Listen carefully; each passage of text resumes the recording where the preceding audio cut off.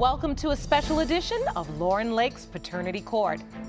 I see some very emotional and dramatic moments from where I sit. Each day, teens and adults, some who've been trying to solve paternity mysteries for years, are stunned when the DNA results are finally revealed. We met 23-year-old Artesia Connolly and her mother, Brenda. Now, Brenda had slept with two men when her daughter was conceived. Artesia spent her entire life struggling with not knowing the identity of her biological father. I've experienced feelings of abandonment. I've been lonely. My own father, who's alive and well, not in jail, not dead, not in another state. He's living in the same state and has not tried to contact me, doesn't want to be around me. That hurts. Mr. Harrison, do you want Artesia to be your daughter? More than anything in the world. They didn't ask to be here. Those are God's children we are playing with. In the case of Connolly versus Harrison, Mr. Harrison, you are her father. Congratulations. I'm sorry. I'm sorry. This case left a lot of you rooting for Artesia. Hey guys, since the show aired, I found out that my father lived not too far from where I was staying, and it was very easy for me to connect with him and spend time with him. I am really glad that Paternity Court helped us get to the bottom of this. Judge Lake's advice helped me to remember that you have to forgive and move forward. Thank you. I'm so glad to hear their relationship is growing. The best part of what we do here is bringing families together. Good luck to Artesia and her whole family. Now, do you remember the case of Kelly versus Rutherford? Two women at odds over whether they were really biological sisters after hearing rumors of infidelity. I guess in 1977, my dad and friends got together, had a party, and her mother got pregnant supposedly that night. Okay. Christy is a money grubby person, and I honestly think she just wants any inheritance that's gonna be left over from my family.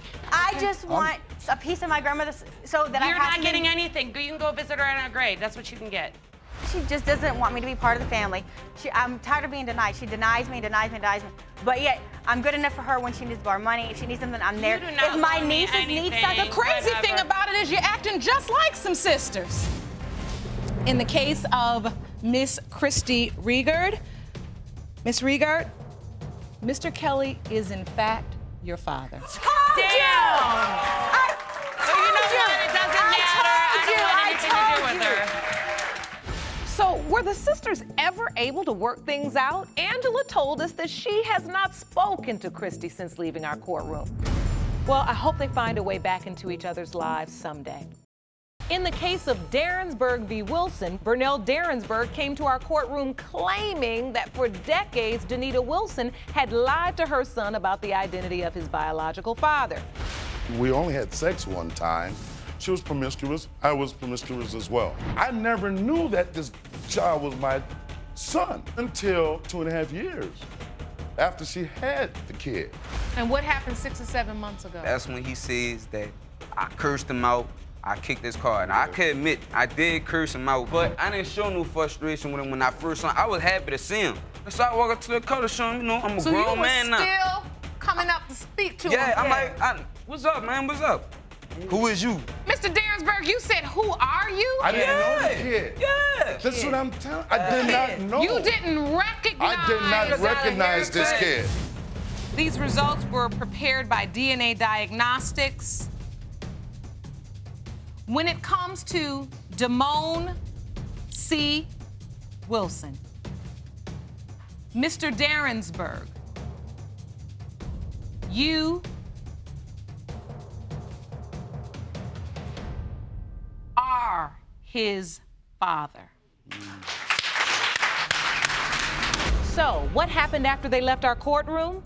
Here's their video update. I would like to say thank you to Judge Lake and the Paternity Court staff for assisting me in finding that I did have a son, finding closure. He's doing well. Unfortunately, he couldn't be here today. But he did send his regard. I want to thank you again. Thank you. Now that's what we like to hear. Kerry Vargas and Dustin Angeleri came to court not knowing the paternity of 11-month-old Giovanni Vargas. Miss Angeleri was married when she slept with Mr. Vargas and initially told him he was not the father. But after her marriage ended, she dropped a bomb on him. Take a look. First of all, Your Honor, Miss Vargas and I, we were never in a relationship. Okay. We worked together. We were good friends. She would come to me to confide with me over her rocky relationship that she had with her husband. We started drinking a lot together. One night, we ended up back at my place. We'd been at the club. We got turned up. We were out there doing our thing. We went to the house, started doing our thing. Our thing? Yeah. You planned to get me pregnant. I feel like you did. Oh, no, that's a damn lie. Hold on. That's a damn lie. Woo. She told me the baby was mine, and the next thing you know, she's telling me it's her husband. I wanted to work things out with my husband, Your Honor. I wanted to do it for him. You gotta face reality. So when you first found out you were pregnant, Ms. Vargas, did you call Mr. Angeleri and say this child is yours? Yes, Your Honor. So you told him it was his? I first did. Then you decided I want to try to work this out with my husband, so you tell your husband that it's his. There could be a chance that it was his. Another lie. I had a gut feeling, so come September-ish is when I contacted her husband and her, saying, you know what, reality, whether you dislike me, whether you like me, you need to let me know if this is my child when the kid is born. She never told me when he was born. I heard from people around town.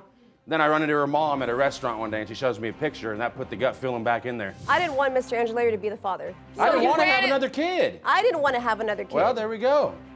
But the kid deserves better. He's got to have a mom and a father. I understand that. We need to come to some resolution. And that's why we're here. That's right. Why we're here.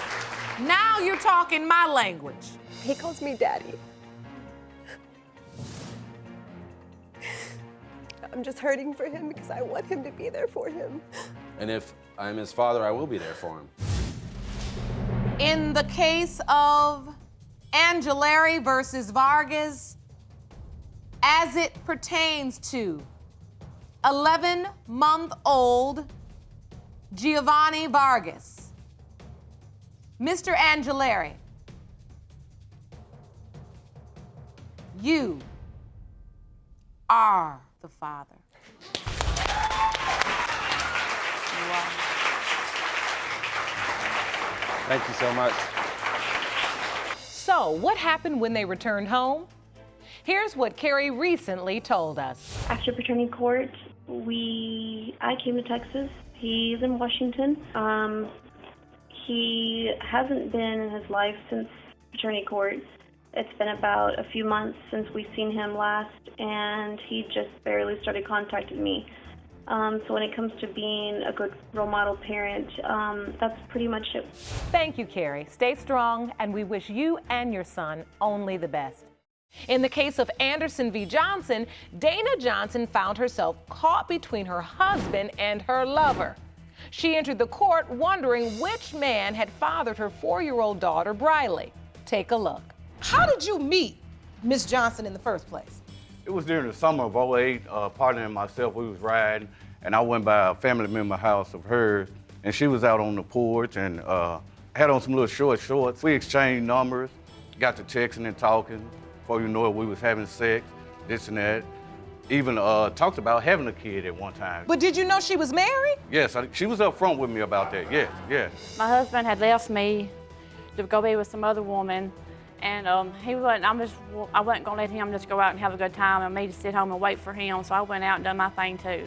And so when you came up pregnant, did you know exactly who the father was? No, ma'am, I didn't know. I was up front with my husband. I told him that I was pregnant, that I wasn't 100% sure that it was his, but he was excited. He said, we're gonna do this. I also called Mr. Anderson and told him that I was pregnant, that I was gonna be with my husband. That he was gonna be the daddy, that she didn't want me to have nothing to do with her. I didn't want to confuse Briley with 2 different daddies, and I was married to Brad, and that's why I wanted him to be the father. He's not a father to the kids he has already by. Brother, you got about 12 and I got 7. I got 7. Y'all, I'm scared that my husband, my whole marriage is riding on this. If Brad turns out not to be the father, I'm scared my marriage is gonna be over. In the case of Anderson versus Johnson, when it comes to the paternity of 4-year-old Briley Johnson, it has been determined that her biological father is Mr. Anderson. May I see my daughter? So, did Dana and Brad's relationship survive after they learned Brad was not the biological father of little Briley? Dana updated us that she and Brad are indeed doing well and still together. Briley is also doing great, but Dana says the child's biological father, Randy, has made no effort to be in her life. Very sad, but we're glad to hear Dana and Brad are stepping up for little Briley. In the case of Tori Henderson v. Goodson, two women who allegedly had children with the same man teamed up to bring that man to court. Take a look. Basically, me and Charles been talking for some years now. I met him through my cousin because she was dating one of his people, and he said he was looking for somebody to talk to. And basically, I was like at a locked up facility where I can only come out on weekends, and we ended up having sex one of them weekends. And ever since I had my son, he been denying him. But I also asked her for a DNA test when we left the hospital, too, also. He ain't even signed a paper, so what are you talking about? Did anybody? No. Those children deserve to have that empty space filled. I know, because I had the same thing growing up. I ain't have a father, so I know how I feel. He was messing with her, he was messing with me. Right, and now she pregnant. This might be his baby. Right. Hold up. I don't know nothing about that, Your Honor. I bet you don't. He lying. Okay. Now, Mr. Goodson, I want to go to your mother. Charles, he need to keep his privacy in his pants. I feel sorry for these girls right here because I'm quite sure they knew what they was dealing with when they dealt with him, okay? Because first of all, he don't have a job. He know why I'm here. He know exactly why I'm here. He think it's a joke. See how he laugh? He think things a joke. So but it's tell not him. a joke. It's not a joke, Chubby. We dealing with babies that's trying to see if you their dad, okay? Don't play. In the case of Tori v. Goodson, when it comes to 2-year-old Charles III, Mr. Goodson, you are the father. I knew that. I knew that any damn way. In the case of Tori versus Goodson, when it comes to 4-month-old Dreon, Mr. Goodson, you are the father. Huh? Come on. In the case of Henderson versus Goodson, it has been determined that when it comes to 4-year-old Lazasia, Mr. Goodson, you are the father. Yeah. So did Andrea and Charles stay together? Andrea tells us they're closer than ever and Charles is truly an amazing father. She shares that her experience in court was a positive one because they finally got the answers they so desperately needed. We wish them continued happiness.